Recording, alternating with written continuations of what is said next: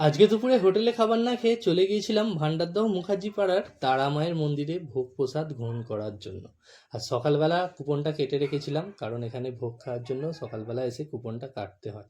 আর এখানে রান্নার প্রস্তুতি চলছে, অলরেডি রান্না কমপ্লিট হয়ে গেছে, কিন্তু এখানে আলু ভাজা পাঁপড় ভাজা এগুলো চলছে।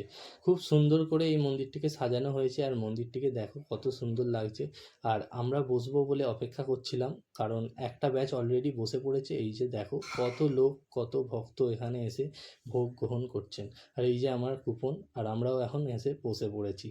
আর হালকা গরম লাগছিল, কিন্তু বসার পরে আর সেই গরমটা লাগেনি। আর প্রথমেই চলে আসে এখানে মায়ের ভোগ খিচুড়ি আর আলু ভাজা, তারপরে আসে সাদা ভাত। ভাতটা একটু গরম ছিল, সেই জন্য ভীষণ গরম হচ্ছিল। তারপরে পটল আলুর তরকারি এলো, আর চলে এলো ডাল আর শুক্তো, আর একদম শেষে দিয়েছিল চাটনি পাঁপড় আর পায়েস। পায়েসটা খুব সুন্দর করে, এখানে মন্দিরে এলে অবশ্যই এটা খেয়ে দেখবে। আর মন্দিরটিকে দেখো কত সুন্দর লাগছে। মন্দিরটির লোকেশন হলো ডোমজুর থেকে কাকমারা 55 তলার দিকে আসতে হবে। এসে বললেই হবে মুখার্জি পাড়া তারা মায়ের মন্দির, যে কেউ তোমাকে দেখিয়ে দেবে। তো ভিডিওটা এবার সবার মধ্যে শেয়ার করে দাও, আর আমাকে এখনও ফলো করে থাকলে ফলো করে দাও। চলো টাটা।